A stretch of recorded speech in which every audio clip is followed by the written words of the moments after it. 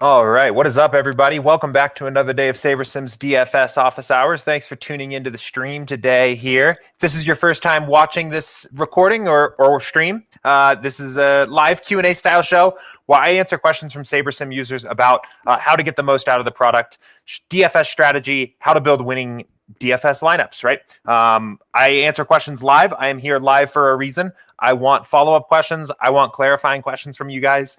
The goal here is, one, that we have some dialogue here, that there's a little bit of back and forth. The best streams are always those where I'm getting some feedback back from you guys and some kind of a two-way conversation. And then, of course, too, I want to make sure people feel like they're getting their questions answered. So if you ask a question and answer doesn't make a lot of sense or doesn't really feel like it's totally answering your question, just let me know. That's why we do these live. The best two places to do that are in YouTube chat or in the Office Hours channel in Slack. So if you are not already joined up in Slack, there's a link to join our Slack community in the description of every past Office Hours video.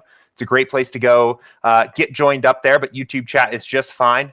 Let's see. So I'm going to go ahead and just jump right in here today. So on Friday afternoon, I spent about the hour before lock or so working through my live baseball process for the lineups that I was building for that night's games. I put that video up on YouTube here. Let me go ahead and pull this up so you guys can see it, just in case you aren't sure where to find it. Let's go ahead and get this up. Right here. Cool. So we've got our YouTube here. It is now listed here with the rest of the strategy sessions, building 150 MLB DFS lineups with SaberSim, a little over an hour. That was me building my real lineups that I actually ended up using that night. I did mention in the end of that video that to get the most recent updated lineup cards that had come out, I reran the build and made a couple final adjustments before entering them. But that was truly my process for Friday night slate. And that is approximately how I kind of play most of these slates. So hopefully that was useful for you guys. If you have any questions as you're watching it about what I was doing or why, let me know. But I think it is a useful tool to see how somebody else kind of goes about their process, taking into account all these different things that we talk about here on Office Hours and the strategy sessions every week. So it was a lot of fun doing it. I do have a few questions that came in Slack over the weekend. I posted some initial kind of answers to those in the Slack channel, but I'm going to talk about them here a little bit at the start of the show here today, just so I can spend a little bit more time on it and go a little bit more into detail with some of my answers. We've also got a handful of other questions that have trickled in on Slack or in our support inbox over the weekend. So we've got a few things to talk about here today. But as always, if you've got questions or you've got something that you want to ask, pop it into YouTube chat or in the Office Hours channel in Slack as soon as possible, whenever you're ready, so we can get a little bit of a queue going here. I'll know what kind of questions, I'll know how many questions people are waiting to hear answered, and we'll just go ahead and get right into things. So I'm going to bounce over here and quickly grab some of these questions that came in on Slack about the video, the 150 max video. And this was the first question. I think this was from Manny. Chuck said that he had the same question, but just wanted to talk about this a bit. So he said, I know the emphasis is on DK. Your final build, you forced a 4-stack rule. Can we assume that that's a 3-stack rule for FanDuel? Or do you think the 4 is the right way to go for FanDuel? You know, I definitely, one thing I don't want to give the impression here is that the stacking rules are necessary or like a very important part of this process, because they're not. It's something that I've kind of gone back and forth on and flirted with one way or the other. And again, the correlation slider is doing the vast majority of your work for you with your stacking rules. So I don't think this is really necessary. I think in Slack, I mentioned that I would probably still use a 4-stack on FanDuel, just because they limit with the way their stacking rules are allowed, since you can only stack 4 from a team, right? It doesn't really change the way that the baseball correlations end up working out. I still kind of want a stack that I feel like is 4 or greater in my lineups, but this isn't a huge crucial part of the process, and I definitely want to emphasize that here on the stream today. Everything that took place in my video on step 2, where I was choosing my build settings, probably amounts to overall the least important parts of my individual process, and some of this stuff is just kind of preference. Like I did add that stacking rule, and I turned smart diversity up a little bit. Those are probably the lower value adds of the entire video, but It's a good question. I think I would probably be fine with 3 stacks. I'm not going to exclude them. I'm curious on like a slate like tonight. I was going to run a build on FanDuel here and see what kind of stacks you get out of it. I think this is a fine approach too, is always to just run it without the stack and see what kind of stacking types you're getting, and then make some decisions there. But it's been a while since I've played a lot on FanDuel, and I'm curious what kind of stack types the builder just spits out on a default. Like tonight's a 7 gamer, so a little bit of a smaller slate, but I'm kind of interested to see what kind of stacks come out of here. So give this a second to finish up here. I just want to see. I'm also, I don't know if anyone picked up on it, but I'm starting the stream here on FanDuel today, trying to be a little more FanDuel focused. Yeah, so it's just giving you 4 stacks. This is kind of what I expected for FanDuel. So I would probably go with a 4 stack if you were going to set a manual rule. But again, not a huge deal one way or the other. So, but let's keep it rolling here. Let's move on to another question here. Again, these are all going to be pretty quick. Just some quick questions that came up over here in Slack about the build video from Friday. So this was the one from Chuck here. And he said, basically, would this be the same way to build lineups for single game contests? And again, I answered this one in Slack, but basically what I said is, I'm going to actually pivot back over to DraftKings for this one real quick. I do quite a bit less for my single entry contests and my showdown contests overall. Again, if you haven't already seen it, we do have a strategy session about that. MLB DFS showdown contest. Chris and I were talking here for about an hour. Chris is a great MLB showdown player. We're talking about our strategies overall for how we like to attack these. Especially since there are so many, I don't spend as much time doing such a involved research build and chalk build and things like that for your average baseball showdown. I'm typically, in general, a lot more willing to just let the builder give me what it wants to. I add some value there by researching the relief pitchers a bit and making sure that I want to play all the relief pitchers I'm getting. I add some value by making salary restrictions so that I'm getting some unique unique non-duplicated lineups based on salary, and kind of roll with it from there. So definitely, especially even today, there are 4 showdown games, 3 of them in that window after lock. Just not really reasonable for me to spend as much time diving into each showdown slate. I will say, I think the process, or let me put it this way, the theory behind the process still makes a lot of sense for a showdown contest. This theory is not, and we'll talk about it again in the next question too, is not unique to baseball. It's not really unique to a certain contest ties or 3 max or 20 max or something like that. It's really just trying to take advantage of an ownership market efficiency, which applies to everything in DFS. There's not really a limit to what you could use this overall strategy for. So I did experiment with doing this a little bit more in basketball playoffs, especially in the finals. Once we had gotten down to just a single game every night, it's a lot easier to run builds like this and run research builds and do this process when you're just doing a single showdown contest. I think it's viable. I think I'll experiment with it a bit in football. It really comes down to having a way to judge what the field is going to do that you really trust, really believe in. And I think you can find that using a combination of the ownership projections and Vegas, and maybe especially for showdowns and like big showdowns like NFL, just looking around the industry and see what's likely to be popular. And then from there, the research build, really like the sliders for a showdown contest are going to be so similar to what you'd be running for your research build anyway. It almost in effect is the build itself. And I think you could treat it as such, and make your stands directly on this build based on what you're seeing from the field and what you think is going to be the chalk play. But kind of diving in here too to this next question, because I think it like transitions here really well. From Phantom, and he said, I'm curious if similar concepts could apply for 3 max, 20 max, etc. Absolutely. Right. This strategy, this overall way of thinking is not unique to 150 max. It is, I think there's a few things to note here. One, when you have less lineups to play with overall, your ability to express like nuance in your lineup portfolio goes down because your discrete options of how exposed you are to a player go down, right? Like if you're playing a 3 max, you can be 0% on a player, you can be 33%, 66%, or 100% exposed to a player. You have 4 like options.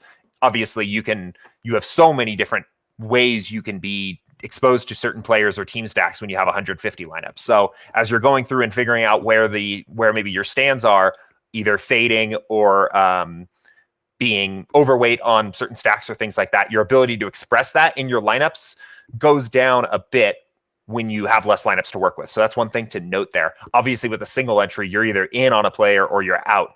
I think if you're not used to managing 150 lineups, I think this process could actually be even easier when you have less lineups. And a lot of times when I run my research build and I start going through my process and stepping through this and even the chalk build and things like that, a lot of times I find myself starting to visualize and think about what the single entry lineup I would build around this would be before I even start to think about what my 150 lineup portfolio is going to look like. And same thing, like it could kind of be extended to 3 lineups, right? As soon as you kind of think about what the 1 lineup would be, you can kind of start thinking about like what would be the next 2 and what would be the next 20. And that's kind of the idea there, right? Like a lot of times there's one stack up top, or I don't even know, like what does it look like tonight right now so far? But typically there's like this one stack up top that I'm just like, I'm not going to play them. I'm not going to get to them because the field is going to completely overweight their expectations. So like that could very well be the Yankees tonight. Get this Toronto game out of here, right? So there's like a team that gets eliminated and maybe your leverage spot is the Rays or something like that. So your single entry, you're kind of already putting this together that it's going to be a Rays stack and things like that. So anyway, the theory, the process behind this definitely applies not only to other contest types in baseball, but this is like a very similar strategy to what I use for even like my golf lineups. I'll use this for football coming up here. It really is, it's flexible and it works for a lot of different sports and contest types because the theory of the field underweighting or overweighting someone's probability of success is just unique to DFS as a whole. This isn't a concept that is a baseball thing or a 150 max thing. It's a DFS thing. So, but really good question. And just overall, it seems like people enjoyed the video. So I'm glad to hear that. If you guys have any more questions, yeah, let me know. I'm happy to continue answer some of these and talk a little bit more about this. So, but for now, I'm going to go ahead and jump into some of the other questions I've got here real quick, and we will just keep it rolling. So the question came in from James here in Slack, and he said, how often is the optimal lineup at least a 3 or a 4 stack that wins GPPs larger than 1,000, I assume, entrants? And how does it differ from 100 to 1,000? And this is referring to single entry. I don't have the data on that, but I get what the spirit of this question is really asking here. And I guess one thing that's important to note here is that poorly constructed lineups, negative EV lineups, do win contests sometimes. We can look and see. So for example, let's say you're playing a single entry and you said it was larger than 1,000. So let's just assume this and let's just have it build 10 or so of these to get an idea, right? What you're going to see typically for single entries and for contests like a bout of this size, the stacks are all going to be pretty big. You're going to have a lot of big 5 stacks on DraftKings, 4 stacks on FanDuel, right? And we've talked a lot about why that is. The reason why is that because there's enough players in the player pool and few enough entries in the contest that the odds of somebody getting a mathematically optimal lineup are low, and we can rely on the tool of stacking to correlate our lineup, right? We don't need the exact highest scoring players at every position. If we are generally right on San Francisco, we can stack them using a 5 stack of one team and a 3 stack of another team that we like. And if they are the 2 highest scoring teams on the night, we are likely to score enough points to do very well in the contest, right? And that's why stacking, especially in a single entry contest, is nearly always positive EV. It's something that you typically always want to do. The builder will basically tell you as such. by looking at your stack types. And it's a good way to play. But of course, even negative EV lineups have some first place equity in these contests. And you can see sometimes that someone does hit the nuts and they have this like uncorrelated lineup that wins and takes things down.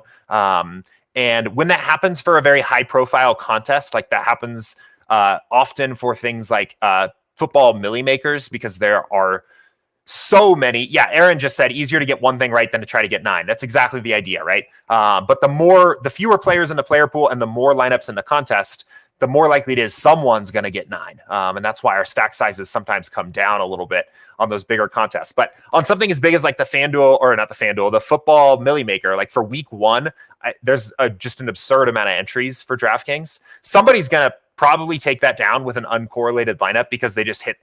There's so many options. There's so many entries in there. Someone's just going to hit it and just hit the total nuts. And then there's always this discussion on DFS sites and Reddit and things like that. Like, does stacking work? This guy took down the top lineup with the number one, or with the best lineup wasn't even stacked. And it's just important always to remember that we should think about these things as probabilities and of win equity, right? Ultimately, your goal of a realistic goal of your building your DFS lineups is to build lineups that have a greater than 1% chance of landing in the top 1%. I think that's a realistic goal, right? And by stacking, I think we give ourselves those opportunities. We build correlated lineups that are more likely to succeed together. But even lineups that aren't stacked, that aren't correlated, have some percentage of coming in first, and they do sometimes. So like, that's what I mean by the spirit of this question, is that I wanted to tackle it that way first to make sure like this wasn't, I don't know.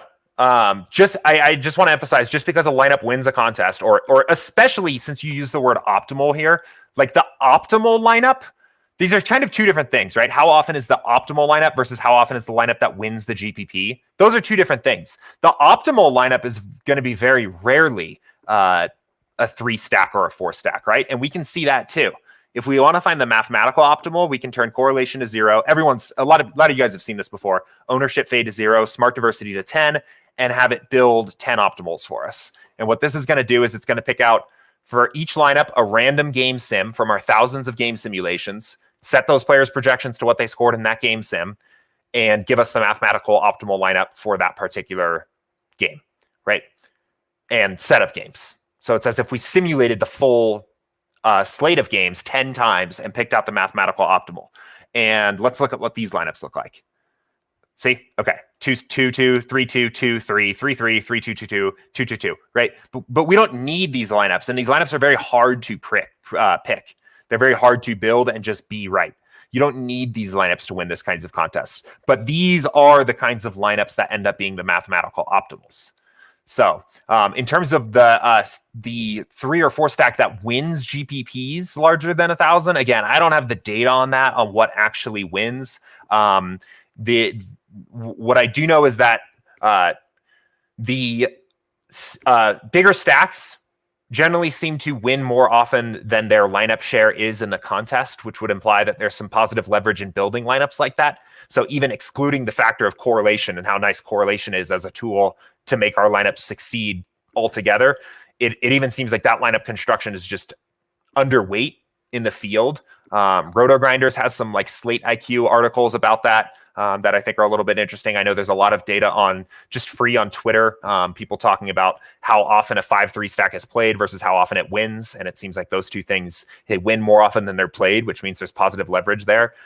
So I mean, I do think like typical stacks probably win these things fairly often, but not always. Definitely not always. And the bigger the contest, the less likely you are to see a big, pretty looking stack at the top of it, even if those lineups are the highest expected value. So hopefully not belaboring the point here a little bit, but definitely wanted to talk about that a little bit. Good question. Again, we can kind of know that I think we can understand these things together, right? We can understand the principles of correlation and why they're successful, and also be aware of why a pretty 5-3 stack does not win every DraftKings contest that night. But really good question there. Let's see. Okay, I saw another one just come in here. Would you X off stacks? Let's say the ones showing up 1%. I don't. I kind of just let them ride, like these, right? They have to go somewhere, right? Like these lineups, they have to come from something. I feel like saying that I'm gonna have at least 2 lineups with every stack type ends up kind of just being an arbitrary distinction. I leave them in. I think the counter argument to that would be if you wanted to get more condensed, right? Again, getting riskier, increasing your overall ceiling slightly, but playing a little riskier. I think that would be like the argument to doing it. So let's say you played 20 and you said, let's just experiment with this and see what happens. Let's say we're going to build 20, but we're not going to use any stack in, you said 1%. So I assume for like a 150 max build, but we'll just do 20 for the sake of time. And we'll say we're not going to use any lineup unless we have at least 2 lineups with it. Or we're not going to use any stack unless we have at least 2 lineups with it. And it's probably just going to have the effect of condensing our pool overall, making us a little bit more risky, but increasing our upside on the chance that we are right about the right combination of teams. Oh, whoops, I didn't highlight the question. This is the one we're talking about now. So, okay, so like would be pretty easy, but let's see. Yeah, so it's just going to like ultimately condense us onto some of the same teams. So, yeah, not something I think you need to do, but if you want to, so I think it's fine. Again, just understand the purpose, right? That's where all this stuff ultimately comes back to a lot of the times. Like there's a pro and a con to a lot of this stuff. It doesn't all fit together to like find the perfect secret sauce that ends up like binking every night. It's all about like how you want to play and what you want your approach to be. Like obviously, like you can almost kind of even hear the argument, like, well, what's the point of playing one Texas lineup? If I'm only like, am I going to pick these 3 guys, right? Well, maybe. I mean, they're correlated with each other. They're probably have a high ceiling value for their price, and they fit into this lineup. Like it works. But the argument being like, why not give myself another share of a team that I'm already stacking other ways? So when that team's right, I have a greater probability of success. Right. And that makes a lot of sense, but it comes down to what do you want out of your lineups, and how wide do you want to be versus how tall do you want to be? So I think it's totally fine to do that. I think you could also take that same approach with your pitching staff, or I guess it's not your pitching staff, your pitching lineup portfolio, right? You want to play a little more condensed here. I think it even probably makes maybe a little bit more sense on pitching since it's a lower variance position overall. Play a little bit of a tighter core here. This is kind of similar to this concept we talked about in this 5 ways of winning DFS lineups strategy session with Max and Andy. We talked about this core plays method idea of picking tight core, rotating players around them, either on your pitching or probably on your pitching, but maybe around your stacks. So kind of similar themes going on there. Not something I do in general. When I X stacks, I do them because I am trying to get leverage on the field. I think they're going to be overowned for their expectation, that kind of thing, like I showed in my video from Friday. If I land on stacks from there that are showing up in 1% of my lineups, that's fine by me. That doesn't make a difference for me. So if they fit in perfectly, maybe they have I don't even know. Maybe they have a 1% chance of success, right? Give me 1% of them. So, all right. Awesome questions so far here today. I was going to jump back to this one. This one was from Andrew. I just noticed this. This came in last week, actually, on Friday afternoon. And he said, I think I'm doing something wrong / need help. I'm adjusting exposures in stay a 3 max. My top 3 builds are ranked 1, 2, and 3 until I make changes and become 4, 7, 10. For example, when I go to entries and fill with rank, I'm still getting 1, 2, 3, not my new top 3. So definitely like a support kind of question here. So I'm going to offer up one thing that I think might be the problem. And if you are still having problems, Andrew, post about it in, or maybe I can cross post this for you into support, and we can kind of take a look at it from that direction. Because I have some more tools at my disposal to figuring out some of these support issues that I don't have live on office hours here. But the one thing I was going to mention is that, let's do this here real quick again and assume we're making some changes to our exposures. Let's make it actually like a bunch so we can actually get some different lineups. So we'll just do using the same example we had from before now. Okay. So first and foremost, make sure you're hitting save, right? This trips people up a lot. We are working on a feature for the future at some point here. I don't know what the timeline is for this automatically, but to create kind of an autosave feature so you don't have to do this. But at the moment, make sure to remember to hit save. I have not hit save before and then gone into the entries to editor and moved things in and it worked fine. But I do know that it doesn't necessarily pick up all the right lineups for you if you don't save it. And then when you go in and let's get my entry editor in here and fill this in. I'll deselect the Minimax for now. And then when you fill, you'll see you have 2 different sets. Well, I have a bunch of sets, but it's all the different builds we've done today. But even from this build, this GPP 12:21 p.m. build, I have the 2 lineup sets, one with my edits and one without. So you want to make sure you pick the one without.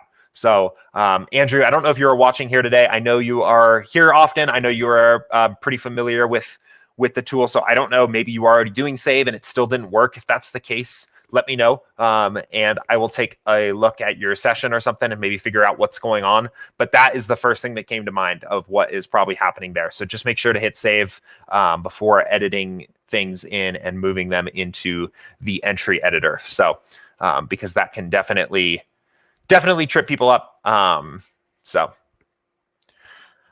But good question.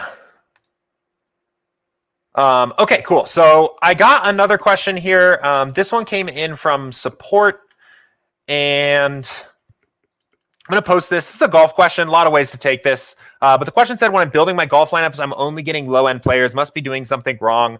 A few notes. So I'm going to start at kind of the specific case here, which was last week's golf slate. And then we'll talk about kind of golf DFS in general, talk about the base case here. And let's go back. So first off,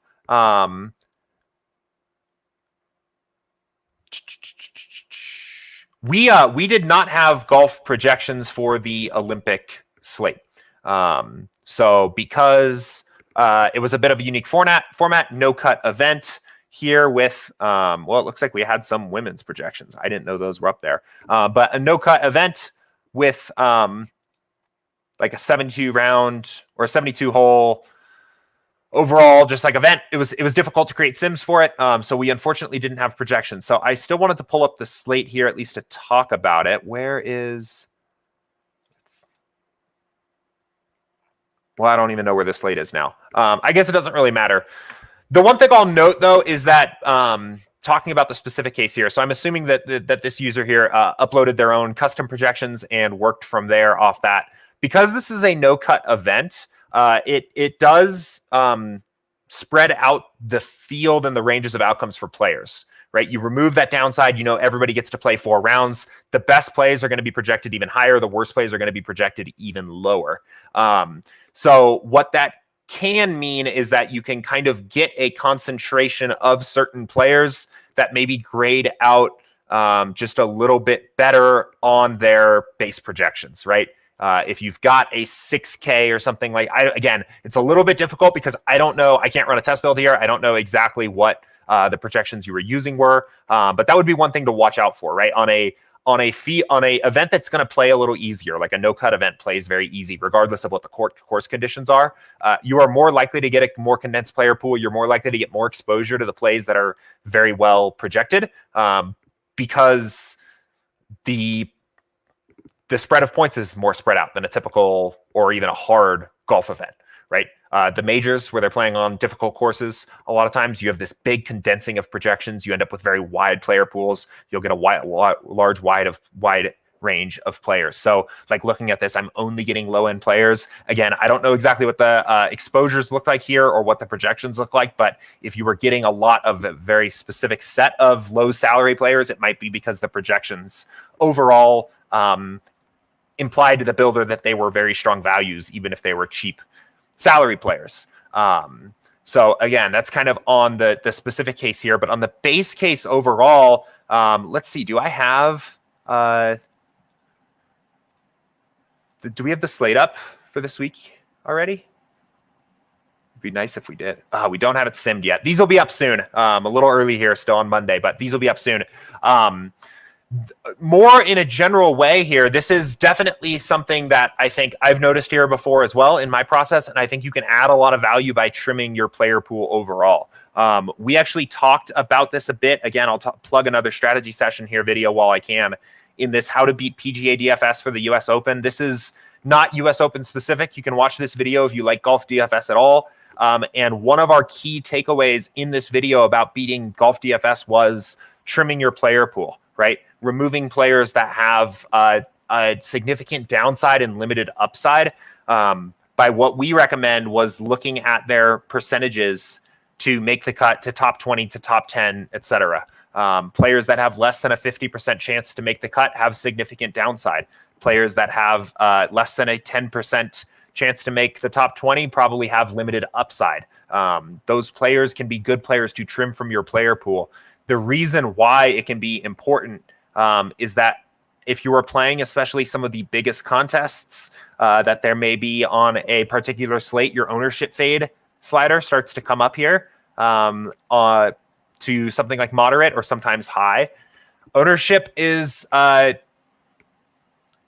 somewhat consistent in golf. I think you don't end up with significant ownership outliers. The guys that have the greatest percent chance to win the event or top 5 given their salary end up fairly highly owned. We've talked a little bit more again in this video about ways you can leverage ownership and take advantage of some of that there. But when you ask the builder to fade ownership highly, again, I don't even know what sliders were used here, but if you're asking the builder to fade ownership highly or even moderately, it is going to go to the place where it can find low owned plays, which at times are sometimes those lower salary guys, those guys that have limited upside and have a lot of downside. So that is kind of the spirit behind trimming your player pool. If you remove those players from the pool simply by just going through and unchecking, for example, like this, right? You remove that option from the builder to build lineups with those kinds of players in them.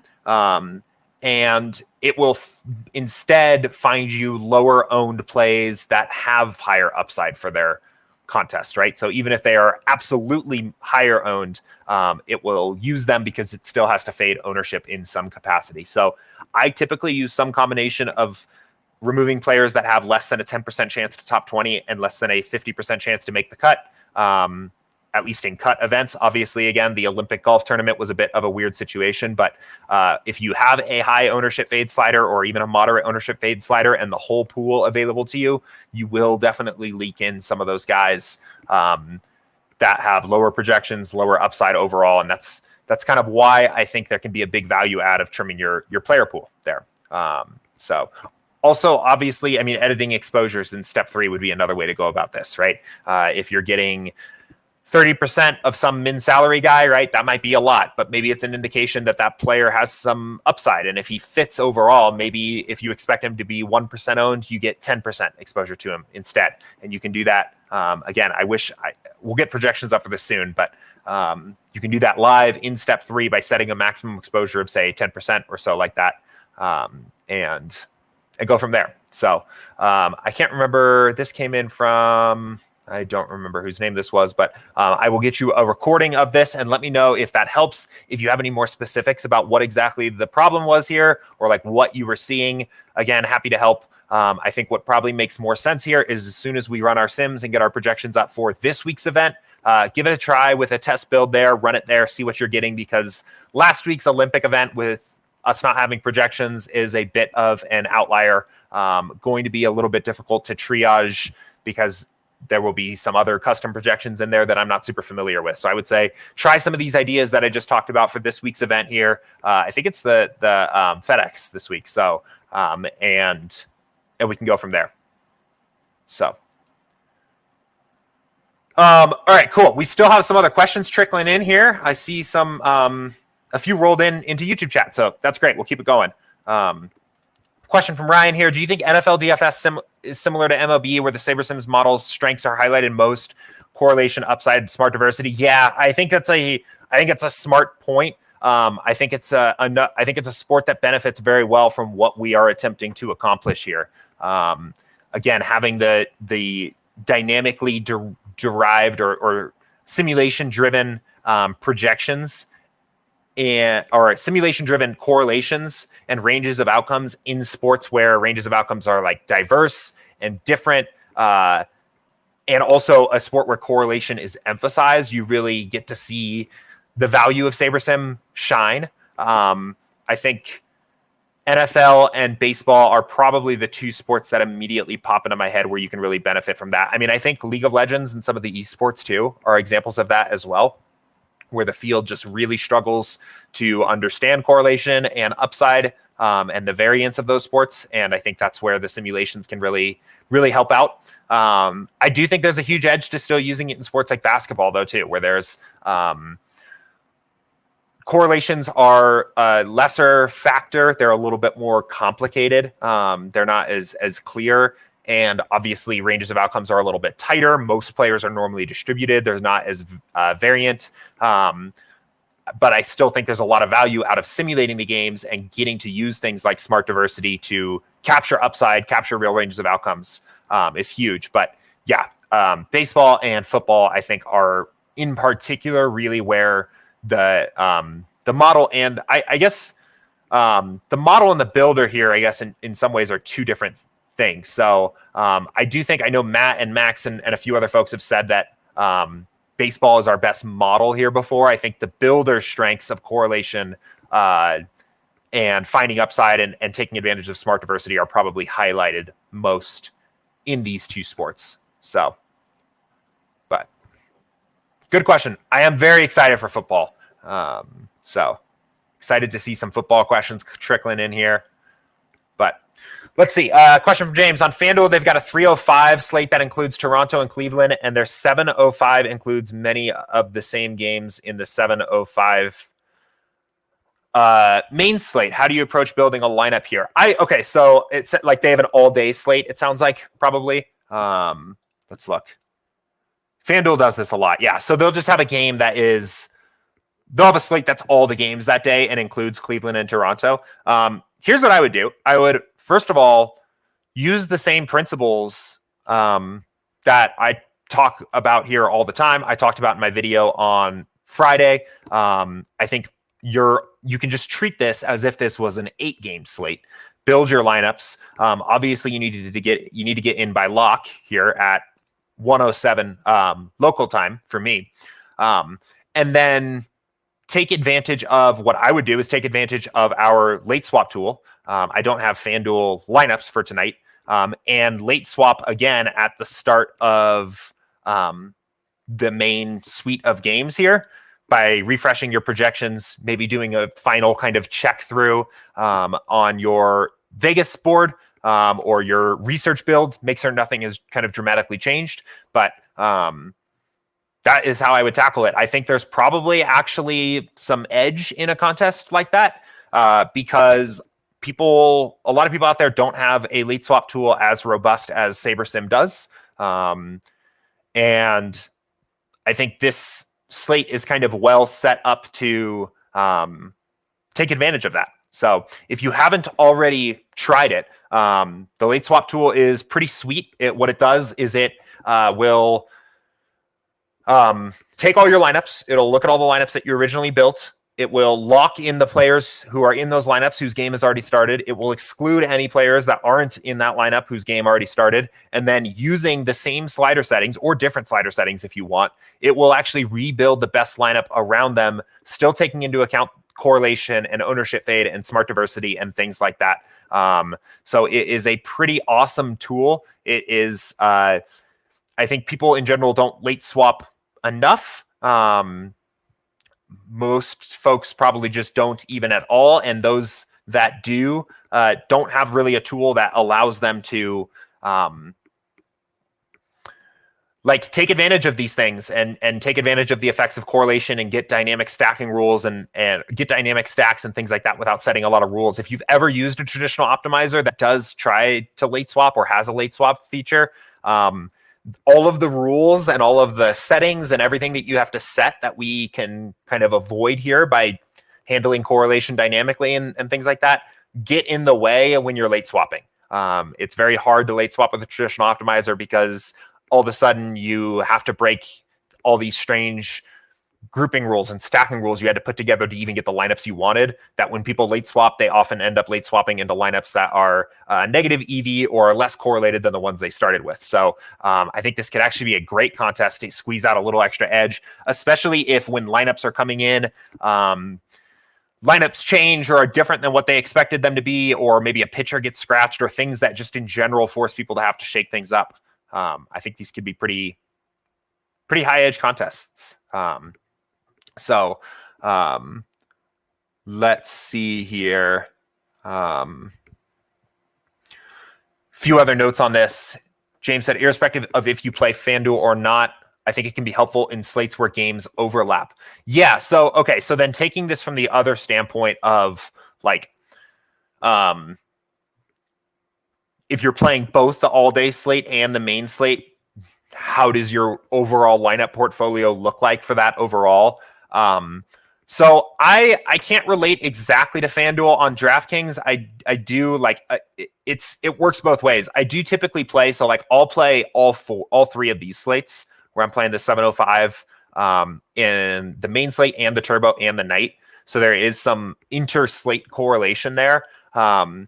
I typically will do most of, this is how I just handle it. I typically will do most of my research and take my strongest stands on the main slate, and on the smaller slates, I will just kind of allow SaberSim to do what it wants a little bit more. Part of that is a time thing, like time versus value add. There's only so much time, especially when I'm balancing some of the showdowns and things like that. I can't do the full process for every single slate. So I try to add the most of the value on the main slate where I'm playing my biggest contests.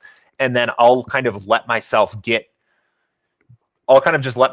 a little bit more of what SaberSim is wanting on the smaller slates, right? Again, I think we have ownership projections for these small slates, which are pretty cool.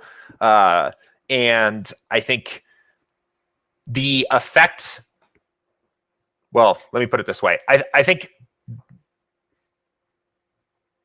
there's edge in these contests. One, because we have ownership, and a lot of people just don't even have ownership at all for small slates. But two, I think that the effect of being able to look at players' real ranges of outcomes and take advantage of upside with like smart diversity is amplified on some of these like smaller, not just small slates in general, but some of these like smaller off the main slates. I think there's a softer contest pool or a softer field there overall. So I think they're good to play, and they end up, my overall lineup approach almost ends up being in some ways a hedge on these.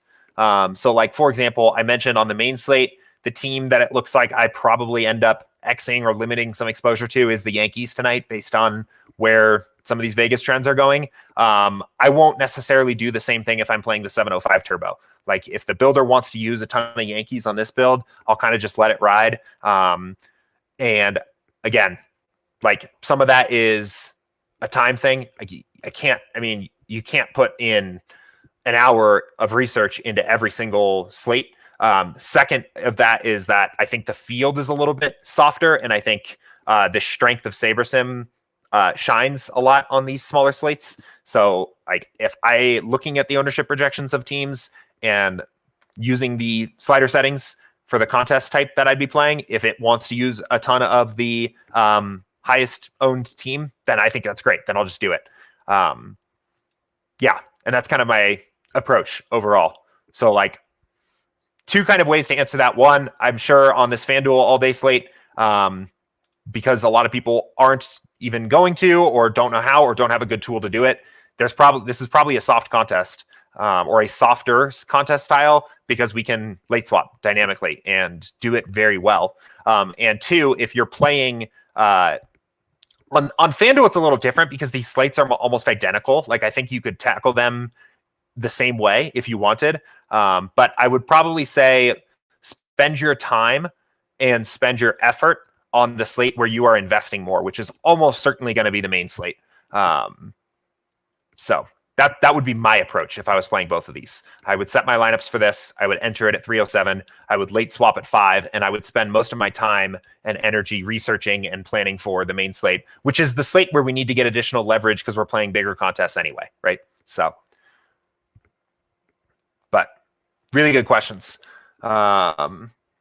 And then, yeah, I saw a question from Alvin here. When is a good time to stack a single game on a slate? And is stacking a single game a good way to get leverage on a slate? Yeah, good question. I don't think in general that... So stacking the same team, obviously, right? We can just click on a player and see that Joey Gallo is correlated to all of his buddies on the Yankees here. But there typically aren't very strong correlations to the players playing on the other side. There are a little bit, but these are going to be pretty small factors, right?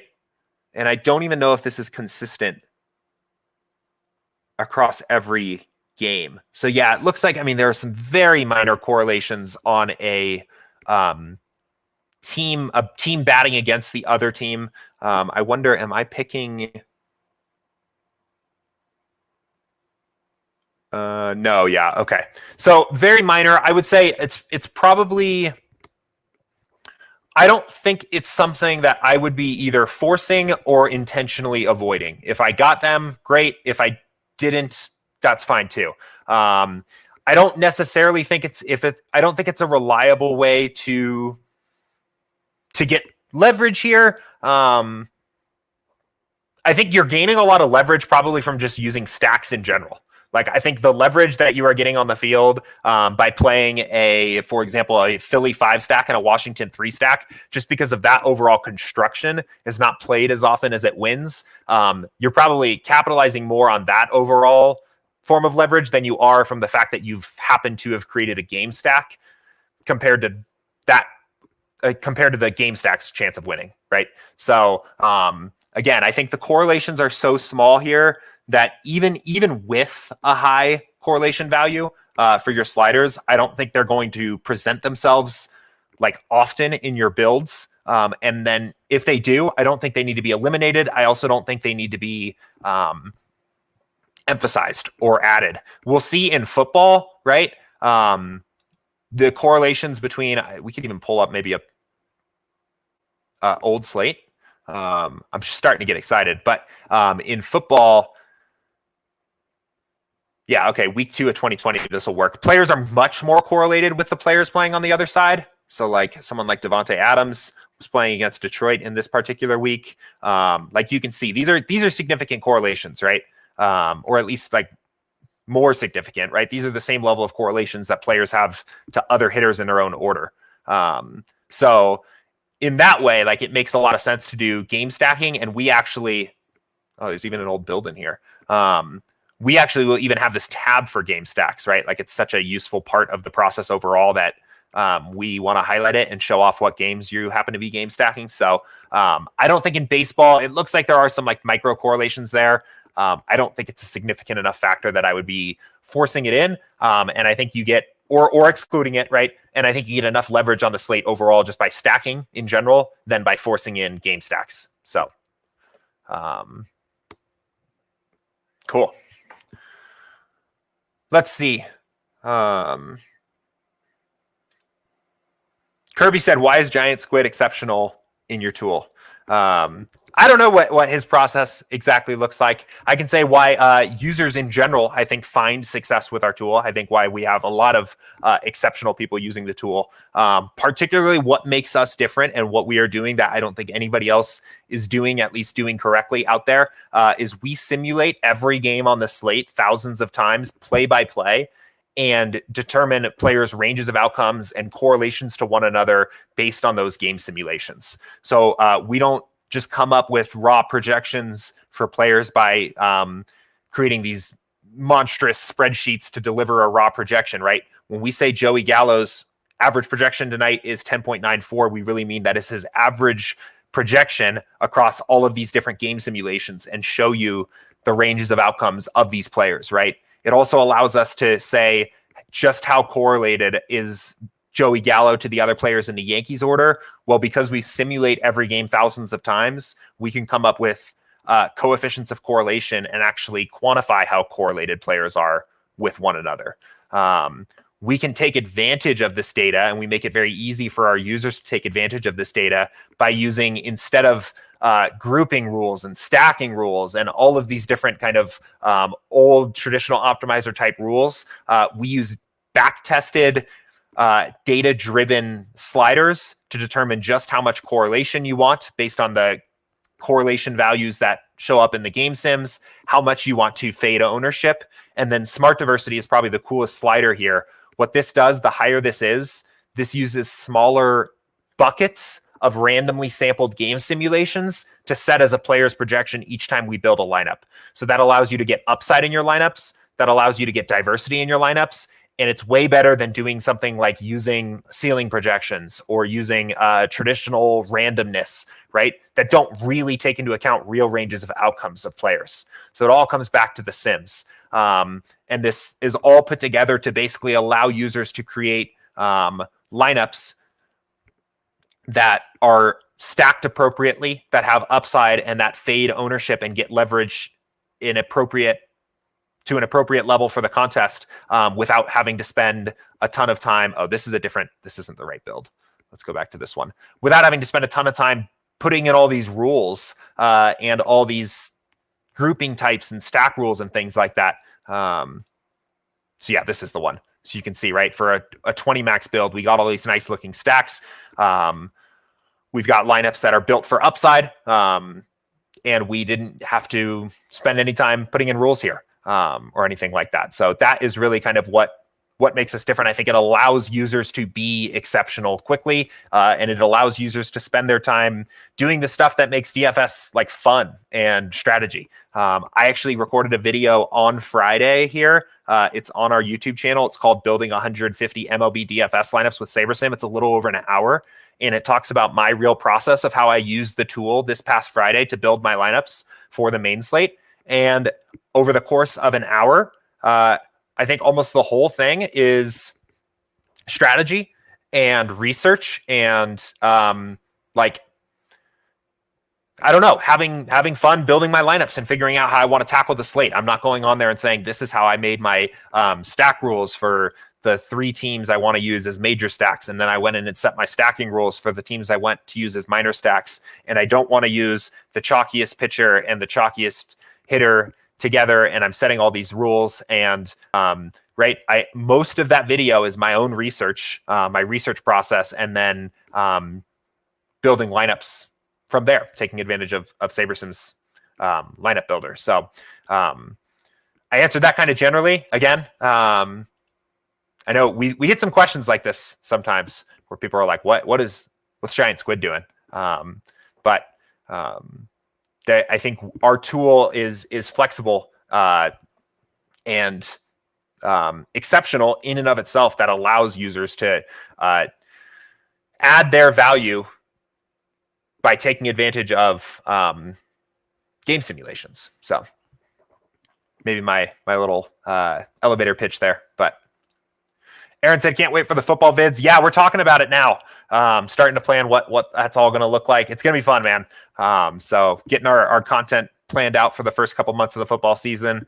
It's going to be a lot of fun. I'm excited.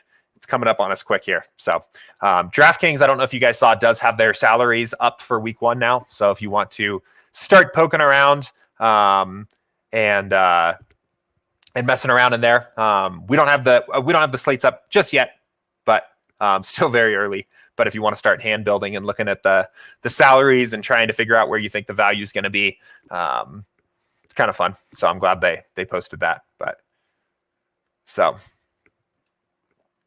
All right, cool. Let's see. I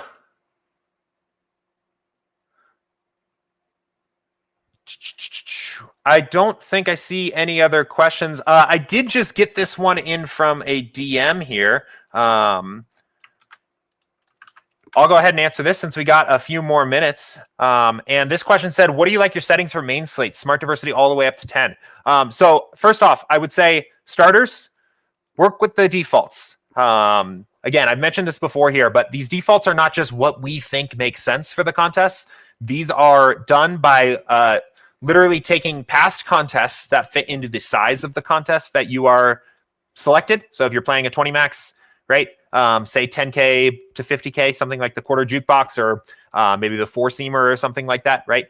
We build thousands of lineups at different settings, right? Almost every different combination of settings, and see what the highest EV lineups that are produced are, what slider those settings are. And those sliders become the defaults. So these are data-driven. They are back-tested. And I recommend these are probably the best place to start. I will say, since this question is about smart diversity in general, turning up smart diversity allows you to build, or will build you lineups that have greater upside at the expense of average performance. They will also spread out and give you a little bit of a wider pool, right? They will increase the diversity of your lineup pool overall. This is a slider that I am typically likely to, it's probably the slider that I move the most. And typically I experiment with it personally at very high levels, sometimes 10. So I don't think there's anything wrong with that. You're not going to get lineups that like slap you in the face and are like, whoa, what is going on here? They'll look similar to your other lineups. You're just using single game simulations as your projections. So I like to use it. I've been experimenting with it a little bit at 10. But if you are unfamiliar overall or still getting used to SaberSim, I'd recommend keeping it down at the default, because that is a back-tested result. That's a back-tested data point there. But you're not going to break anything by turning it up. I would say if you want to experiment with different builds, up is better than down for smart diversity. Smart diversity down is going to get you much closer to what traditional optimizers are going to do, which is not what we want. So good question. Let's see. Anything else trickling in here?